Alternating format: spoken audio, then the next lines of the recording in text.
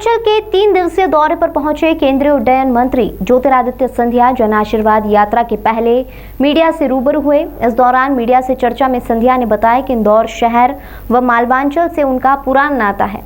वे अपने आप को सौभाग्यशाली मानते हैं कि उन्होंने इस ऐतिहासिक नगरी को नमन करने का अवसर मिला। साथ ही उड्डयन मंत्री ज्योतिरादित्य सिंधिया ने उड्डयन मंत्रालय द्वारा किए गए कार्यों का ब्यौरा मीडिया के सामने रखा, साथ ही कई मुद्दों पर चर्चा भी की। उड्डयन मंत्री ज्योतिरादित्य सिंधिया ने विपक्ष पर निशाना साधते हुए कहा कि पिछले दिनों संसद भवन में विपक्षी दलों द्वारा जो घटना को अंजाम दिया गया था वह काफी निंदनीय है। सेक्रेटरी जनरल की टेबल पर खड़े होकर काफी हंगामा किया गया। नियम की किताब उठाकर डायस की तरफ फेंकी गई। प्रजातंत्र के मंदिर को खंडित करने की कोशिश की गई। 12 हमारे अनुसूचित जाति के मंत्री हैं। ये नक्शा विपक्ष नहीं चाहता था कि देश की जनता के समक्ष हो, और इसी के साथ साथ जो विपक्ष की निंदनीय हरकत रही संसद में इस बार, जहां सेक्रेटरी जनरल के टेबल पर नंगा नाच किया गया, नारेबाजी की गई, नियम के किताब को उठाकर खाली आसन के तरफ फेंका गया, प्रजातंत्र के मंदिर को खंडित करने की कोशिश की गई। इन दोनों घटनाक्रम के आधार पर हमने पार्टी के शीर्ष नेतृत्व ने यह निर्णय लिया कि अगर संसद में इस तरीके का व्यवहार है तो हम जनता के समक्ष जाएंगे।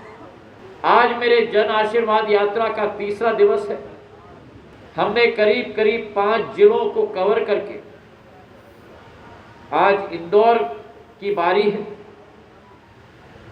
और इंदौर के साथ एक आत्मीयता का संबंध मेरा सदैव रहा है। चाहे मैं सांसद रहा हूं, मंत्री रहा हूं, जिस तरीके की भी जनसेवा के पथ पर मौका मुझे मिला है, सदैव इंदौर की विकास और प्रगति के लिए समर्पित मैं रहा हूं। चाहे यहां सड़कों की बात हो, भव्य अंतर्राष्ट्रीय क्रिकेट की स्टेडियम की बात हो,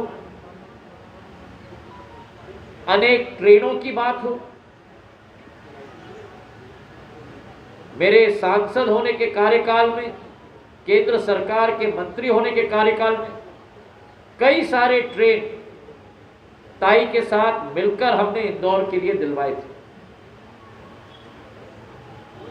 आज प्रधानमंत्री नरेंद्र मोदी जी के आशीर्वाद से, पार्टी अध्यक्ष आदरणीय जेपी नड्डा जी के आशीर्वाद से, गृह मंत्री अमित शाह जी के बरदस्त के आधार पर आज नागर विमानन मंत्रालय की उन्होंने मध्य प्रदेश में विमान सेवा के विस्तार को लेकर बात कही। उन्होंने कहा कि पूरे प्रदेश में 67 नई फ्लाइट शुरू की गई है। साथ ही इंदौर, भोपाल, ग्वालियर में विमानतल को अत्याधुनिक करना उनकी प्राथमिकता रहेगी। ये निर्णय विदेश मंत्रालय के द्वारा ली जाएगी। हमारी पहली प्राथमिकता है कि भारतीय नागरिक को हम वापस लाएं, और जैसे मैंने आपको बताया कि ये प्रयास निरंतर है जब तक आखिरी भारतीय नागरिक को हम वापस न लाएं, और जिनकी वैलिड इंडियन वीजा हो उनको भी हम लोग लाने में सक्षम हो सकते। इंडिया जी, हमारा सवाल ये है, मैं पहले आपका, मेरा मुद्दा स्पष्ट है, मेरा मुद्दा स्पष्ट है कि जिस सरकार ने अपने तरफ से आश्वासन दिया था कि ये होगा, ये होगा, ये होगा, ये होगा, और फिर उस पर वादा खिलाफी की गई, जिस सरकार ने भ्रष्टाचार के नए आयाम मध्य प्रदेश में रिकॉर्ड किए, इतना की कि हर एक व्यक्ति को राशि दी जा रही थी, और उसके बाद जब मुद्दे मैंने उठाए कि हमारे मैनिफेस्टो में हमने कहा था कि हम क ख ग करेंगे, और फिर मुझे कहा गया कि आप सड़क पे आओ, तो मैं सड़क पे आ गया। जहां तक भारतीय जनता पार्टी की सरकार है, हमारा मुद्दा है विकास का, प्रगति और न्याय का। जो हमने अपने मैनिफेस्टो में 2018 में जनता को कहा था वो हम करके दिखाएंगे। और कोरोना में और बाढ़ में जिस तरीके से शिवराज सिंह जी ने अपनी सेवा भाव का प्रदर्शन दिया है, शायद एक नया कीर्तिमान मध्य प्रदेश में स्थापित हो। हमारा सवाल ये है कि जब कोरोना के वातावरण में डिमांड घटी है विश्व भर में, आय घटी है विश्व भर में, और विश्व भर में आर्थिक क्षेत्र में श्रिंकेज हुआ है। उसी के आधार पर महंगाई अपना सिर उठा रहा है पूरे विश्व में, और उसी का प्रभाव भारत में भी हमें देखने को मिला है।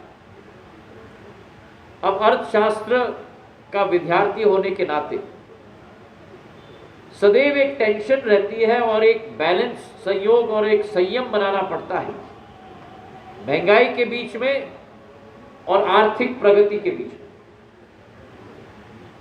एक के बिना दूसरा नहीं हो पाता। और जो महंगाई का मुद्दा उठाया गया है, ये भी मैं समझाना चाहता हूं कि 3 साल पहले, 2.5 वर्ष पहले तेल का दाम विश्व भर में $20 प्रति बैरल होता था। आज वो बढ़ के $60 प्रति बैरल हो गया, मतलब कि 300% वृद्धि हुई। और जिस पार्टी के वजह से 70 साल में भारत आज भी 85% अपना तेल का आयात करता है, मतलब हम आत्मनिर्भर आज तक नहीं हुए तेल में। पूर्व मुख्यमंत्री दिग्विजय सिंह के बयान पर पलटवार करते हुए उन्होंने कहा कि मैं बेटा और भाई बनना चाहता हूं। महाराज तो मेरा अतीत था, बेटा और भाई बनकर देश की सेवा करना चाहता हूं। वहीं कांग्रेस द्वारा गद्दारी को लेकर कही गई बात को लेकर उन्होंने कहा कि कांग्रेस ने प्रदेश की जनता के साथ झूठा वादा किया, भ्रष्टाचार चरम पर था। सिंधिया परिवार के इतिहास को बताया गौरवशाली। उन्होंने कहा कि मेरे पूर्वजों ने मुगलों से लड़ाई लड़ी और अपनी शहादत दी है। ड्रोन टेक्नोलॉजी प्रधानमंत्री जी के दिल के साथ जुड़ा हुआ एक मुद्दा है। और ड्रोन टेक्नोलॉजी वो टेक्नोलॉजी है कि जिस तरीके से आईटी ने, सूचना प्रौद्योगिकी ने पूरे विश्व का कार्य करने की प्रणाली को बदल दिया था, वैसे ही आने वाले दशक में ड्रोन टेक्नोलॉजी आपकी और हमारी जिंदगी में सहूलियत लाने की क्षमता रखती है। ड्रोन टेक्नोलॉजी के रूल्स हमने फ्रेम कर दिए हैं। रूल्स को हम लोगों ने नोटिफाई भी कर दिया है और रक्षा मंत्रालय के साथ, गृह मंत्रालय के साथ सारे नियम भी बना दिए हैं कि हवाई अड्डे के आसपास और दूसरे एरियाज के आसपास 200 मीटर की हाइट तक, 400 मीटर की हाइट तक कौन सा पीला एरिया रहेगा, कौन सा ग्रीन एरिया रहेगा, कौन सा रेड एरिया रहेगा। पूरे देश के मानचित्र को हम मैप करके रेड जोन्स, ग्रीन जोन्स और येलो जोन्स प्राप्ति कर लेंगे। तो उदाहरण के तौर पर समझाने की सरलता के आधार पर, भाई जिस तरह आपने कहा कि आज उड़ान और हवाई सफर की फ्लाइट पाथ होती है, आप एटीसी से अपना फ्लाइट पाथ रजिस्टर करते हो और उस फ्लाइट पाथ पे रहते हो, वैसे ही सारे देश में ड्रोन्स की फ्लाइट पाथ निर्धारित की जाएगी। आपको लाइसेंसिंग और परमिशन सरलता से मिलेगी एक पूरे सॉफ्टवेयर के आधार पर, जहां आप जाके अपना ड्रोन को रजिस्टर करोगे। जैसे आपका साधारण रूप से समझाने के लिए आपका ड्राइविंग